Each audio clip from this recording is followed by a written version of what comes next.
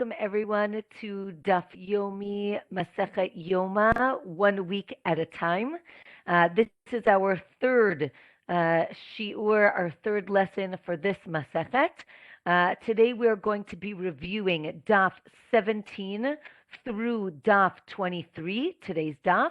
And with that, we are going to finish the first chapter, the first perek in Masechet Yoma, and begin the second perek. Okay, last week we left off discussing the chambers that were in the what's called the Beit HaMoked, the place where there was the fire for the priests to warm up. Sorry, this is in Hebrew, but you can see that we're talking about the same chamber, and we ended up last week seeing a contradiction as to where the chamber of the lambs, where was it? Was it the northwest chamber? Is it the northwest side, or is it the southwest side? And today we're going to try to figure out how we can say that these two sources are not contradictory. And basically what the Gemara says is that maybe we're really discussing the order in which, or the direction in which you are walking. As you can see here, again, we're talking about chamber number 1, and whether it is on the northwest side, or as you see here on the left side, chamber number 1 is on the southwest side. And in the end, the Gemara says that we are going to prove that it is actually on the southwest side, and that we were talking about the order or the direction in which you went, and we had assumed that we always move to the right, as we have learned before, and we will learn again in this Masechet. Our Gemara, though, concludes that we only need to go to the right when we are doing the avodah, the actual service in the temple. But when we walk around in general, that is not necessarily the case, and therefore the Gemara concludes, that the chamber was on the southwest corner. Okay, from here on Daf 17, the Gemara continues and says that the Kohen Gadol, the high priest, brings the head of the animal, and he doesn't have to wait, and he can get a part of that head, and he can take it whenever he wants. Also, he can take one of the shtei halechem. Shtei halechem is very timely. It is the 2 loaves of bread that were brought as a sacrifice to the temple on Shavuot. And here the Gemara says that if the Kohen Gadol, if the high priest wants one of these loaves, he can take them. And from here, the Gemara goes into a discussion about the showbread, the lechem hapanim. We have learned about this before, the table, the shulchan that was in the temple, in the Beit HaMikdash, held 12 loaves of bread. These loaves of bread were baked on Friday and replaced on Shabbat, meaning on Shabbat, they would slide the new loaves in and take out the old loaves. The Gemara here at the bottom of 17 and then at the top of 18 discusses who gets these loaves. And the Gemara says that the Kohen is allowed to take for himself either 4 or 5 of these loaves, and that he would always be, and we saw that at the bottom of 17 says there's a machloket if he gets half of what there is, or a little bit less than half. From here, there's a discussion, well, if we know that there are 12 loaves, how does he take 4 or 5? Half of 12 is actually 6. And from here, the Gemara says that, as I mentioned, the loaves are switched on Shabbat. Not only that, but the Kohanim, the shift changes on Shabbat as well. And the Gemara explains at the top of 18 that the shift coming in gets some of the loaves of bread, of the showbread, the lechem hapanim, and the outgoing shift also gets some of these loaves.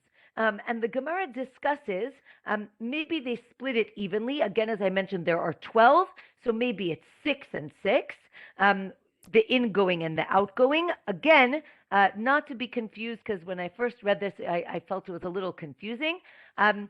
After they split it, then they would have to give, or the question is, do they give before or after? The Kohen Gadol, the high priest, can take half of what they received. And the Gemara then says, again, is it 6 and 6? And then the high priest gets, he gets 6. And then the priests going in split the rest of the 6, half and half, 3 and 3. Or the Gemara says there's another opinion at the top of 18 that there are 2 extra law. Again, we always have 12. So the Gemara explains that the incoming group of priests, they get 2 extra loaves, meaning they'll take 7 and the outgoing will take 5. Because why do they get 2 extra loaves? Because they're going to be in charge of closing the doors of the temple on their own. So therefore, their salary should be a little bit higher. They should get 7, and then the outgoing gets 5. And then again, as I mentioned, the Kohen gets half of whatever is there. So again, if there are 12 loaves, the Kohen Gadol gets 6. Then there's 6 left. Half go to the incoming shift, half go to the outgoing shift. If we say that 2 of the loaves are the wages for closing the doors, so we take off 2 from the top, then we only have 10. 5 go to the Kohen Gadol, and then the other 5 are split, 2.5 and 2.5. Okay, so we are now up to the Mishnah on Daf 18. The Mishnah explains. Wait, I have another picture for you. Again, thank you to Daf HaChaim for these great images. So the Mishnah on Daf 18 says that there were 2 elders who read all of the temple service of Yom Kippur before the Kohen Gadol, and this was a way for him to learn exactly what he needed to do, and they would ask him to read it and to learn it. And on Erev Yom Kippur, on the eve of Yom Kippur, they would bring the Kohen Gadol to the eastern gate. That's the arrow.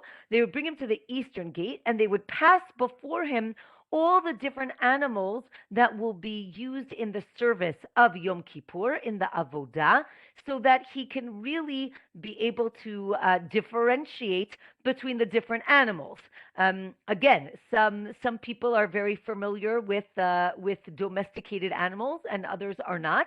They wanted to make sure that the Kohen Gadol can discern between as you can see here, the parim, the cows, or the oxen, the elim, the rams, and the kvasim, the sheep. And then there's a discussion that maybe, the Gemara is going to add maybe the goats. And then the Gemara then from here discusses on Daf 18 that for 7 days the Kohen can eat whatever he wants. But on Erev Yom Kippur, at nightfall, meaning right before Yom Kippur, we don't let him eat too much. As we know, when we eat too much, we get sleepy, and we're going to see that on this daf, we do not want the Kohen Gadol to sleep the night of Yom Kippur. Can you imagine? So not only is he fasting and he's not eating, he's not drinking, he's also not sleeping. Why do we want to prevent him from sleeping? Lest he have a seminal emission, and then he would be impure, he would be tameh, and then he couldn't do the avodah, he couldn't do the service on Yom Kippur. So the Gemara says it seems to imply that if the Kohen Gadol could not learn on his own, someone would read it to him. The Gemara asks, could it be that there was a possibility that there would be a Kohen Gadol, a high priest, who couldn't read, who wasn't learned? And the Gemara says, yes. Again, we know that the high priest should be on the highest level of wisdom, of wealth, of beauty, of strength. The Gemara says, you're right. In the first temple, in the first Beit HaMikdash, that was the case, as we have mentioned before. In the first temple, the ones who deserved to be the Kohen Gadol were chosen. As we learned, in the second temple, it was unfortunately more corrupt. People would buy their position, as we mentioned I can't remember if it was last week or 2 weeks ago, that, in the time of the second temple, they would actually die every year because they really were not worthy. And that's why there could be this discrepancy between the first and the second Beit HaMikdash, the temple. Okay, the Gemara says he is also shown the goats, even though they're not seen here, but we don't want to mention them because, again, the goats are coming as a sin offering. We don't want to mention it in the Mishnah, but they are also shown to him in preparation. From here, there's a whole discussion about different foods and do they cause or prevent certain discharges. So they say that they gave him fine flour and eggs, to loosen his bowels so he wouldn't have to go to the bathroom on Yom Kippur. Or no, he just, again, maybe it's about seminal discharge. We want to make sure that he is eating proper foods. So the Gemara says at the bottom of 18, right, we don't give him white wine or an etrog or eggs or fatty meat or wine. These are all to prevent this seminal emission. Again, from here, the Gemara talks about 5 things that could cause impurity: garlic, cress, herbs, eggs, rockets. I see eggs are coming up a lot. Sorry, we're still in the middle of 18. And also interesting, I think the Gemara adds here as an aside that if you're a guest staying in someone's home, you should also decrease consumption of these things, again, lest one has a seminal emission, and that's not very appropriate when you're a guest in someone's home. From here, we get into, I would say, I don't want to say, I'll say personally a little bit of a troubling story. I did hear some interesting explanations, so I'll tell you the story and then we can discuss. The Gemara says that when again, we're talking about preventing seminal emission. So the Gemara says that when Rav Nachman would travel, when he got to a new city, he would announce, "Who wants to be my wife for the next few days?" And this was a way to prevent him from having seminal emissions. But then the Gemara says, wait, what are you talking about? But the Gemara says that you shouldn't have, a wife in every port, right? How could it be that he marries somebody in different cities? Interestingly, not for the reason that you'd think, but why should you not have this? Lest the children meet somewhere and end up getting married, and then that is problematic, right? Because siblings, they're really siblings, and we don't want siblings to get married. And we say no, rabbis are very famous, and then everybody will know who their parent is, right? If their parent is a famous rabbi, so then they'll be they'll be aware of who their father is, so then it's not a problem, and this won't happen.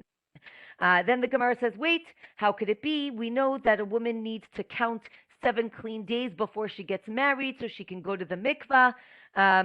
So the Gemara says, oh, don't worry. They actually announced a week before that the rabbi is coming to town. Everybody should prepare, whoever wants to marry him for the week.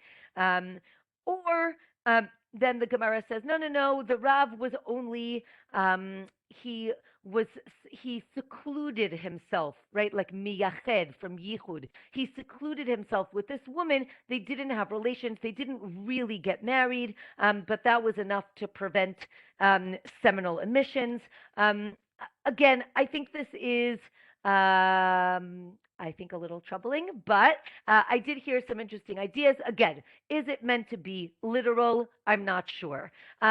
One thing that I heard, which I think Michelle Farber from Hadron, she shared something very beautiful, that it's figurative, and it's meant to think about, to remind us of Yom Kippur, right? Meaning, we feel so spiritually elevated on Yom Kippur, right? We're almost like there's this union between ourselves and God on Yom Kippur. But what happens after that, right? And I think this idea of, just like we are so troubled by this idea of by marrying someone for a few days. So too, we should be troubled by this idea that on Yom Kippur, that's the only time we feel this closeness to God, and then we kind of, take a step back. So maybe the idea is to inspire us to try to continue that relationship. So I thought it was a beautiful, non-literal way to understand the story. And if anybody has an opinion, I'm happy to hear it. Okay, let's move on to the Mishnah on the bottom of 18. It says that then they would bring the Kohen Gadol, the high priest, to a certain area where he would stand and swear that he is the messenger, the shaliach, the emissary of the people, and that he won't change anything from what they taught him. Again, this is to remind us, as we have mentioned previously, they were very concerned lest the Kohen Gadol be a tzduki, a Sadducee. As we mentioned, they have a different way of interpreting this service on Yom Kippur, and we want him to swear that he's going to do it exactly the way he said it. And at this point, the Kohen Gadol and the sages cry, and then it says that he would then learn all night by himself. If he was smart, right, he would read things on his own. If he wasn't, then he would listen to the sages teaching him all night. Again, we want to prevent the Kohen Gadol from sleeping. So it says if he could read from the prophets, from Nevi'im. The Gemara at the bottom of 18 says which specific books he could learn, Iyov, Job, or Ezra, or Divrei Hayamim. Some say Daniel. These are, I guess, more, I would say they're serious and they have stories, so they would keep him interested and invested. From here, we go to the top of Daf 19. Where it says that the place that the Kohen Gadol went was Beit Avtinus.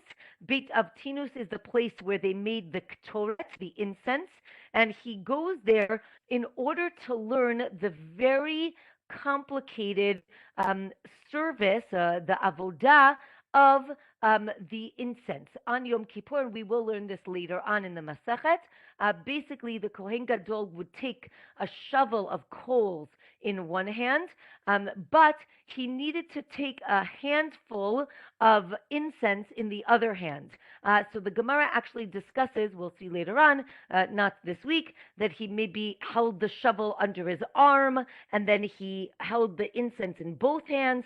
Anyway, and then he has to figure out how to, transfer the incense onto the shovel. It was very complicated, and that's something that he learned in Beit Avtinus.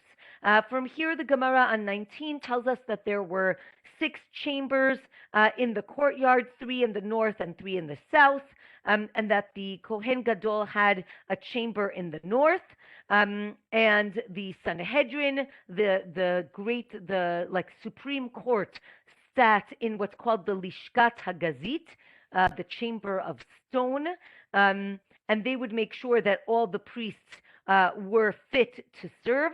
I brought you a picture. It is in Hebrew, but at least you can see all the different. In green are all the chambers, and then in orange are all the gates. Um, so it shows you all the gates into the temple courtyard. Again, there are three in the north and three in the south, and one in the east. Again, we are going to learn that on Yom Kippur, the Kohen would have to, the high priest, the Kohen Gadol, would immerse 5 times in the mikvah, and then he would wash his hands and his feet 10 times, right? All of this was done in the temple courtyard. You can see here Shar Hamayim, the one that's circled. That's where the mikvah was. And then we get into an interesting discussion as to where the Kohen Gadol would sleep. Sorry, just here, the top right, this large area is the chamber where the Sanhedrin was. And now we're going to ask, where did the Kohen Gadol sleep? So I thought it was just very interesting to understand. The question is, did he sleep in the north or did he sleep in the south? And we see that one opinion is, well, it makes sense for him to sleep in the wait 1 second. It would make sense for him to sleep in the south so that when he wakes up in the morning, he relieves himself and then he goes to the mikvah down here in the south. And then he'd go up to the north side and he would practice the incense. And then at night, he'd come right back down to the south. Interestingly enough, the Gemara says one would think that this would be very logical. However, says the Gemara, no, we're going to make him walk around a lot, right? He's actually going to sleep in the north. Then he has to walk down to the bottom to go to the mikvah. Then he has to walk back up to the north. And then at night he has to do the same thing. And the Gemara says, why? Why does this make sense, right? It doesn't really make sense. 2 options. One is, as we mentioned, if he was a tzduki, if he really was not, if he was a Sadducee, they want to kind of make him run around a little bit to make him work for it. Maybe if it's really hard, he'll say, never mind, this is too hard, it's not worth it. Another opinion was it's to humble him, right? Do you think, you are so great? This is a way to make you realize that you are just a humble servant of God.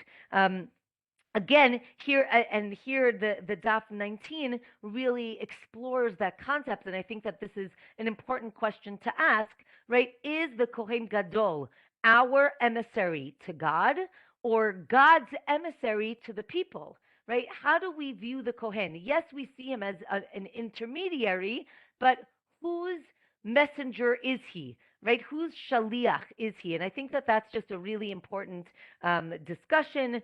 The Gemara says, really, he's not our shaliach. He's really God's shaliach. But again, we connect to him, and therefore, when he swears, he says that he is our shaliach. But I thought it was just a very interesting discussion. From here, as I mentioned, the difference between the tzdukim, the Sadducees, and the prushim, the Jews who were committed both to a biblical and rabbinic authority. The difference here was that the tzdukim thought that you needed to put the incense and create smoke before the Kohen went into the sanctuary, into the Kodesh HaKodashim. And we say that no, first he enters and then he creates that smoke. So that was the difference. And on 19, we have a story of a tzduki who did it the wrong way, right? Did it his way and ended up dying a terrible death. Okay. Hold on 1 second. Then we have an interesting story about Rav, who was signaling that the author of the Braita was Kavutal, and the question is, why is he signaling? And the Gemara says, well, he was in the middle of saying Shema. And the Gemara says, But wait, he's signaling in the middle of saying Shema. You're not supposed to signal in the middle of Shema. And the Gemara says, you're right. There's a difference. If it's in the middle of the first paragraph, you should not signal. But if you are at the second paragraph, then it is okay. I just want to take a moment. I meant to say this in the beginning and I forgot. But I do want to dedicate our learning this evening in memory of all those who tragically lost their lives in Meron last week, and for the complete recovery, the refuah shlema of all those who were injured. So I meant to say that in the beginning. Okay, the Gemara continues on 19. Since we're talking about Shema, it says, "V'dibartem bam." You should speak about them, like you should speak them. And the Gemara says, what does this mean? That when you say Shema, you need to say it out loud. Right, you have to say them. But when we say Shmona Esrei, then right, the silent Amida, right? Again, that's the point. Right, you do not say it out loud. You say it quietly to yourself. The same thing with Torah, right? The Torah is dibartem bam. You should speak about Torah and not about mundane things, or you should be permanently or constantly speaking about Torah, not just temporarily. I think this is a beautiful idea for all of us who are studying Torah, that this should be part of our daily speech, right? I say, my kids always laugh when I say, oh, did you know what we learned today on the daf? Right? It's something that's part of our consciousness, awareness. Torah should be a constant in our lives. Okay, what happens if the Kohen Gadol starts to fall asleep? As we said, he's not allowed to fall asleep, so they would snap their fingers in front of him or make him do some sort of acrobatics, but make sure that he does not fall asleep, and he needs to stay busy till the time of the korban. How did he stay busy? It says that they would sing in front of him, or again, that he should have proper kavanah, the proper mindset and intention. The Gemara, interestingly enough, says that people of Jerusalem would stay up all night so that that he could hear their learning. Again, I thought this was such a beautiful idea, that right, the concept that the Kohen Gadol, again, as I mentioned, is either our emissary or God's, but all of Jerusalem was involved in his preparation, right? So they would stay up so that he would stay up so that he can do the work for the service for them. I think it's just a beautiful image. And you should just know that there is a custom of people staying up late on Yom Kippur night and studying specifically this Masechet in Mishnayot. So it's just interesting that still continues. Okay. The Gemara at the bottom of 19, at the top of 20, says that Eliyahu Hanavi said that Moshiach didn't come yet because the people are sinning on Yom Kippur. What does that mean? That they had a Yetzer Hara, this evil inclination that made him sin. But the Gemara says, wait a minute, how could that be? We know that the Satan, again, in English they say Satan, but here we really say the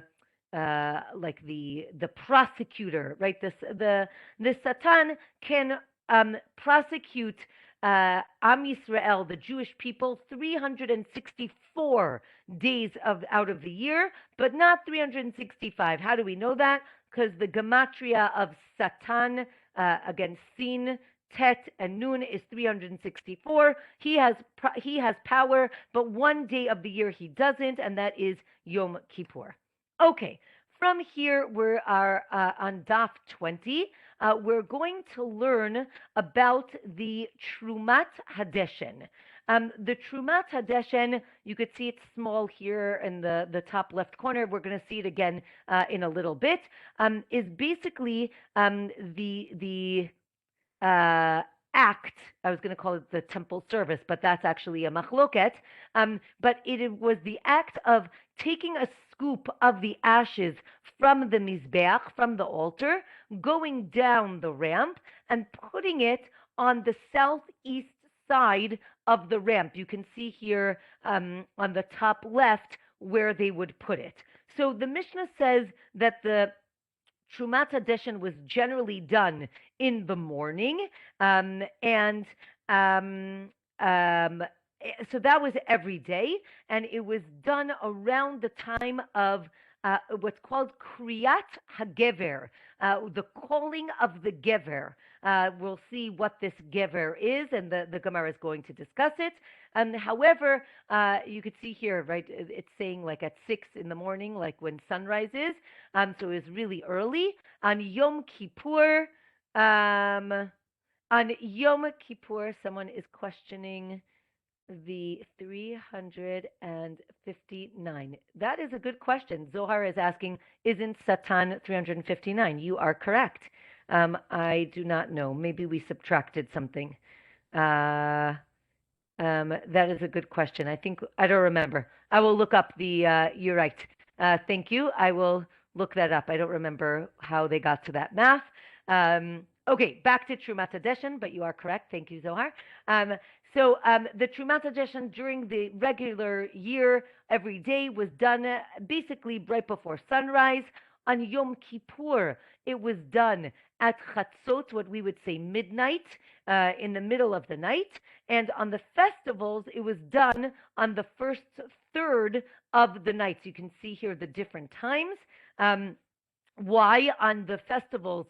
The Gemara goes through each one, but on the festivals it was done so early because they said that the entire temple courtyard was filled by daybreak. So basically, they wanted to do it as early as possible in the night. So the Gemara on Daf 20 says, well, the question is this a nighttime avodah, right, service, or is it supposed to be in the daytime, right? Again, the idea here is this was the first thing done in the day.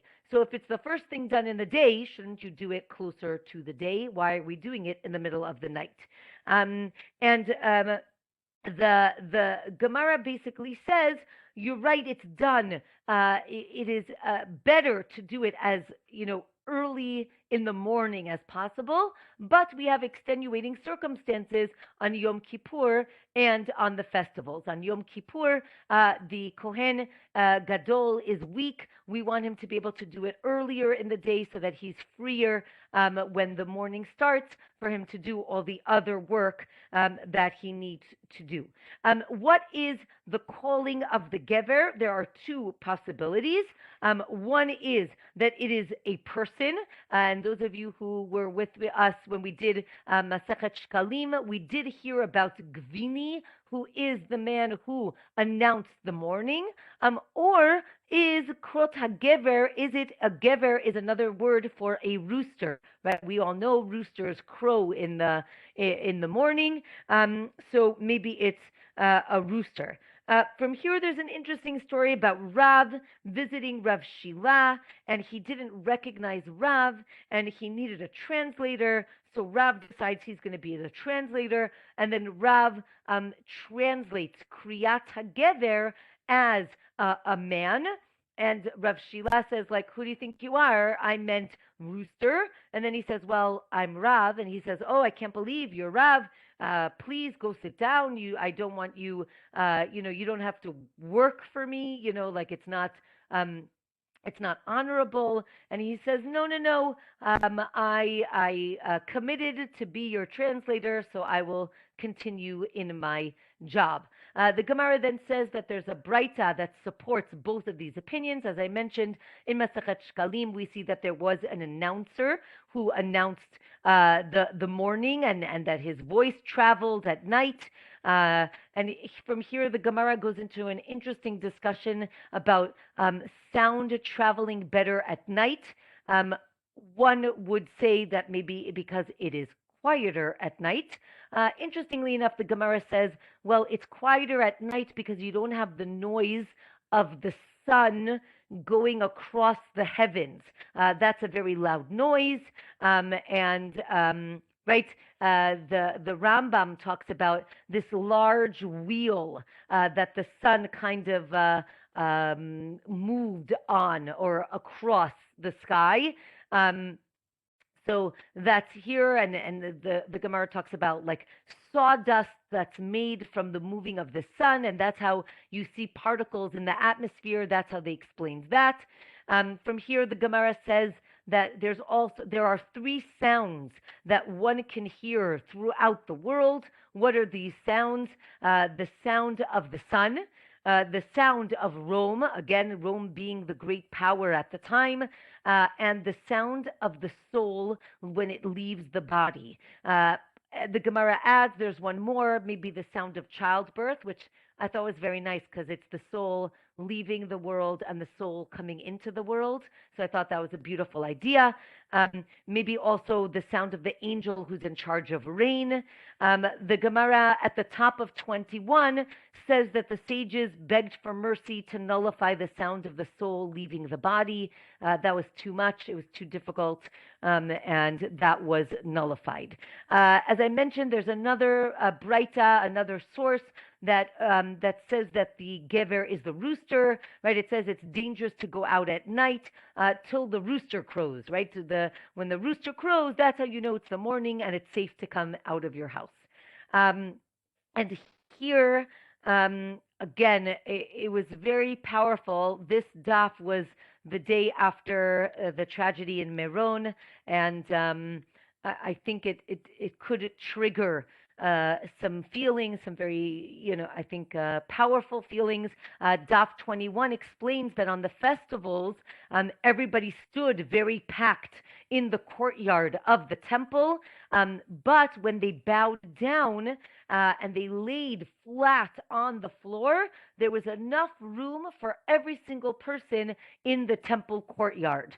And again, I read something beautiful.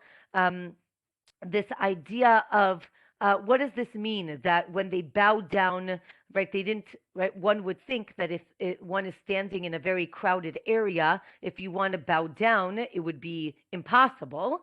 Someone wrote that maybe the idea is that when you bow down before God, you are humbling yourself. When you humble yourself, you take up less room. Again, I think not physically maybe, but maybe conceptually. So I thought that was a beautiful idea. And from here, and since we're talking about this, the Gemara on 21 discusses numerous miracles that existed in the Beit HaMikdash, in the temple. It says that there were 10 miracles.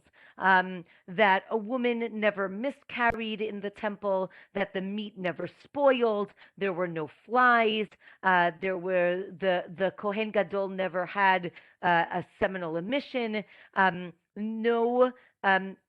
was no invalidation, psul, of the Korban Omer, again, Sfirata Omer, the Omer that was brought every day between Pesach and Shavuot, the Shtei HaLechem, as I mentioned, the sacrifice that's brought on Shavuot, and the Lechem HaPanim, the showbread that I mentioned before, that these were always valid. They never became invalidated. And again, as I mentioned, that they stood, but they could also bow down, that snakes and scorpions never bit anyone in Jerusalem, that no one ever complained about coming to Jerusalem on a pilgrimage, that there was always enough room and enough place for everyone.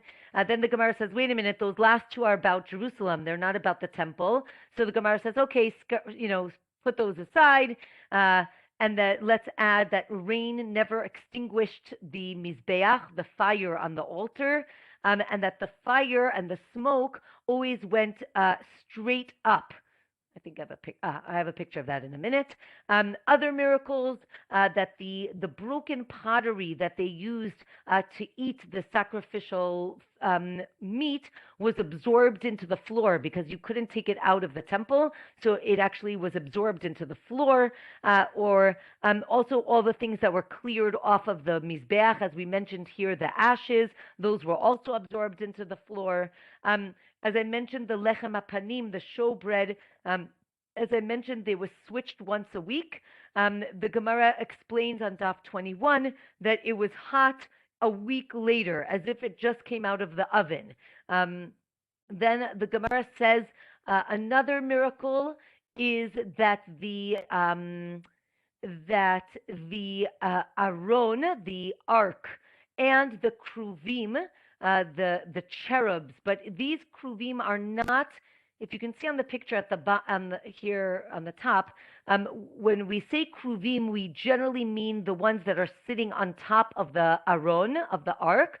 But here the Gemara is talking about these two very large, like angelic figures, the kruvim that were made by Shlomo HaMelech, by King Solomon, and it explains in the Torah, in the Nevi'im, that you could see on the bottom that they were the wingspan of each one was 10, and the same idea here that the ark, right? If there's 10, again, there's only 20 amot in the room. If it's 20 amot wide and there's 10 wingspan, right, on each side, or there's 10 amot on either side of the Aron, then it seems to mean that the Aron did not take up any physical space. So here the Gemara says that was one of the miracles, that even though we do have specific physical dimensions to the ark, that really, when put into the sanctuary, the Kodesh HaKodashim, it took up no physical space. My husband, Rav Bentzi Spitz, actually has a very interesting explanation to this. He's also an engineer, and he says that, just as he says that he has a theory that the closer you get to something spiritual, the less space it takes up. And therefore, what is the ultimate, right? The holiest place on the whole planet is in Kodesh HaKodashim, and therefore anything in there did not take up any space. So I thought it was just a really nice idea. Again, figurative or literal, everyone can decide for themselves. Here again, here's a picture of the smoke going up from the mizbeach, from the altar, and how it went straight up without moving. Yes. And then the Gemara discusses 5 different things that were different between the first and the second Beit HaMikdash. Again, we have done this before, but the Aron, right, the ark, the kaporet, the cover of the ark, the kruvim, the cherubs, which were on top of the ark, again, the esh, the fire, and the shekhinah, again, the divine presence. These were all things that were in the first temple, but not in the second temple. From here, I thought it was such an interesting discussion about different fires. There are 6 different types of fire. A fire that drinks and a fire that eats. It was an interesting concept. Again, a fire that drinks means it burns liquids. Eats means it burns solids, and the Gemara goes through each one of these fires and what it was. Again, right, like our fire that we know eats, but it doesn't drink, right? Our fire does not burn water, right? But this was an interesting. What's a fire that drinks but doesn't eat? That's a person who has a fever, right? He is burning up. you need to drink a lot of liquids, right? So the fire drinks, but doesn't eat, right? Generally, when you're sick, you don't really have an appetite. So I thought that was just an interesting idea. What's a fire that eats and drinks? That's the fire of Eliyahu Hanavi. We know that Eliyahu pours water all over, and the fire comes and consumes all of it. What's a fire that consumes wet and dry? That's the fire that was on in the temple. A fire that pushes away fire is the fire of Gabriel. We did learn this before, that Gabriel is the angel of fire, but he pushed away the fire from the three prophets, right, to save them from the fire. And a fire that consumes fire is God's fire that burns angels. So I just thought it was like really fascinating. From here, the bottom of 21 goes through the wind and when what direction of wind is a good sign or not a good sign, and it talks about that column of smoke kind of moving in the wind. So the Gemara says it might have moved a little bit, but it didn't move in any, like, it didn't dissipate at all. So that is the bottom of 21. Okay.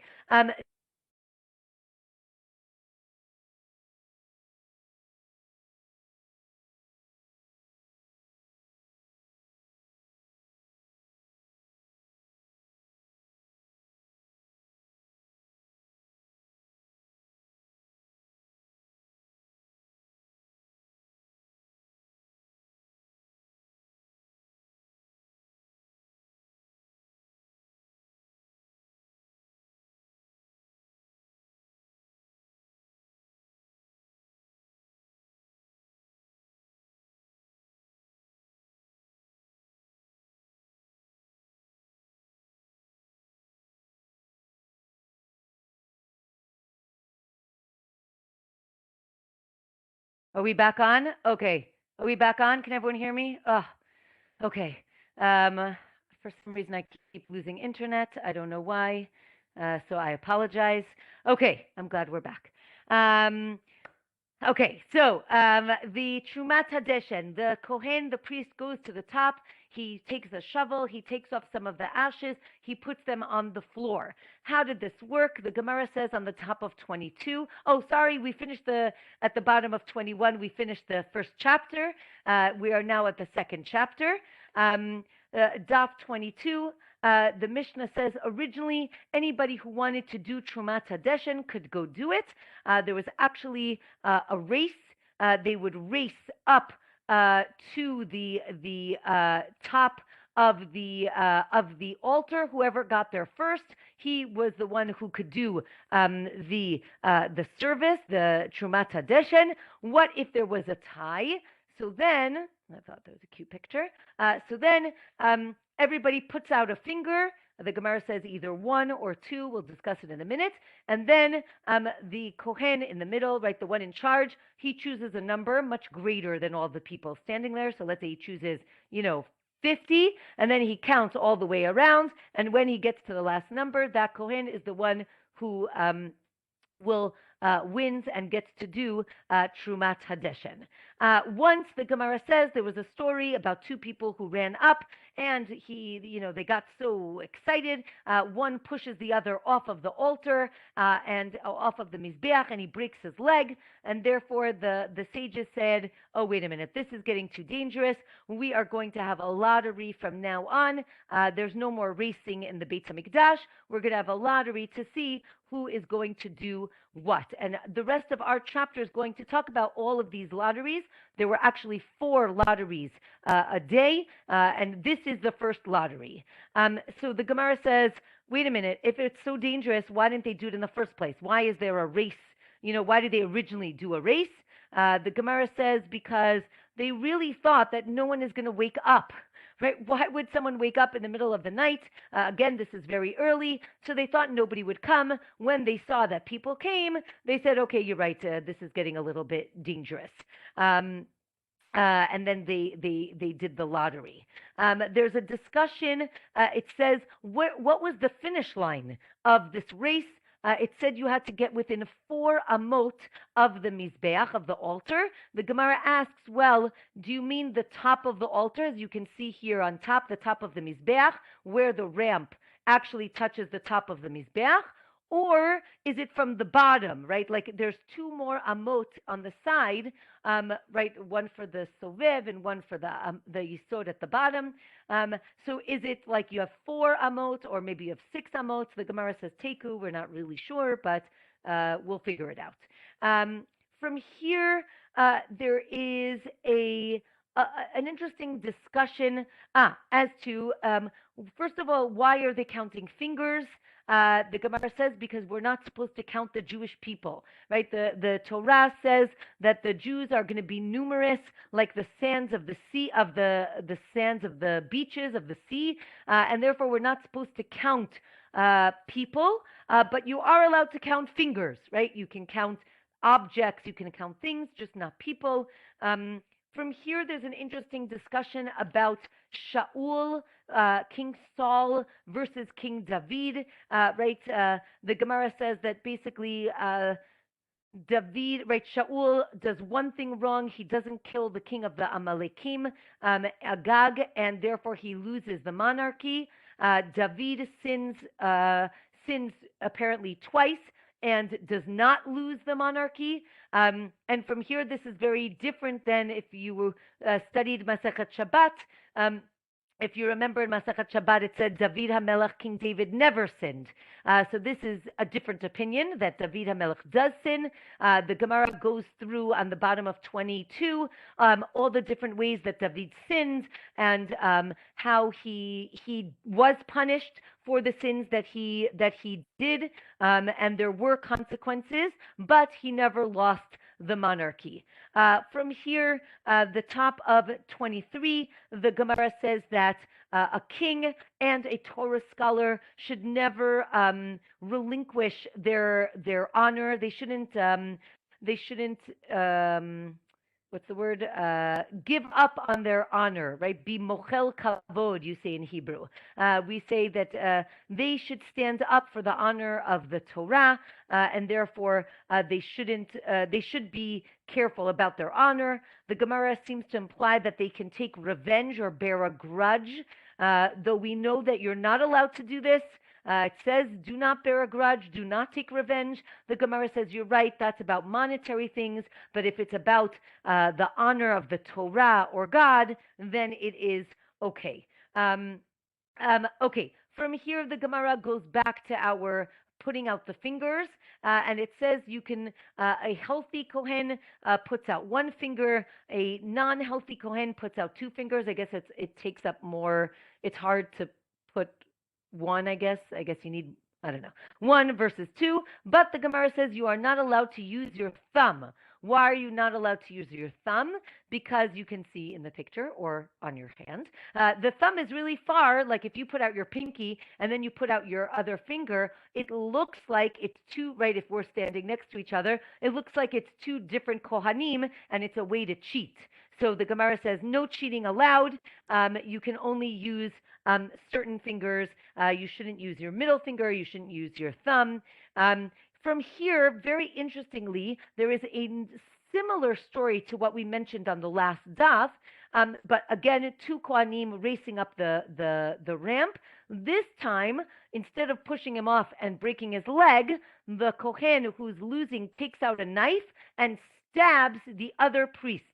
The Gemara says, this is such a horrible story. And everybody starts crying when this is happening. The father comes and he says, wait, my son isn't dead yet.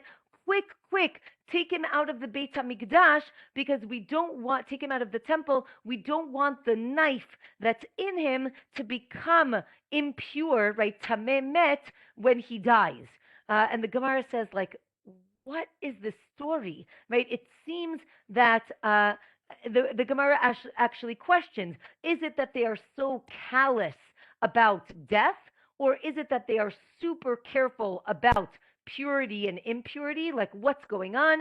The Gemara says, no, they are being callous about death. This is terrible, right? They think that it is acceptable to kill someone over, right, being the first to do the avodah. This is terrible. The Gemara asks, which story came first, right? So I originally thought it's two different versions of the same story. The Gemara says, no, it's two different stories. One where he broke his leg, one where he was killed. Which came first? That's the question. There are two different opinions, obviously, because, we always need to have different opinions. One is, right, they broke the leg and he said, maybe it was just an accident. And then when someone died, they're like, oh, no, this is really dangerous. We can't do this. Or maybe the opposite, right? The person died and they're like, wow, that was the most ridiculous thing. That would never happen again. Then it happened again when the person broke his leg and they said, oh, this is too dangerous. We have to stop. Okay, from here, there is a machloket, as I mentioned before. First of all, there are two different actions that are mentioned here. As I mentioned, there's Trumat Hadeshen, which is bringing it down to the floor of the courtyard. And then there's what's called Hotzaat Hadeshen, which is taking the removal of the ashes out of the courtyard itself. And here there's a description that the Kohen who's going to remove the ashes needs to change clothing. Does he put on jeans and a t-shirt? Is he putting on regular clothing? Or does he put on more inferior but still sanctified clothing, right? So the clothing of the priest. And basically the question is this, the question is we have two actions, Trumat Hadeshen and Hotza'ah, the removal. Are these considered an avodah, a service in the temple, or is it, I would say, cleanup, right? Is it preparation for the day's service, or is it actually an avodah, a service? Again, if it is an avodah, you need to wear the bigdei kuna, the clothing of the priest.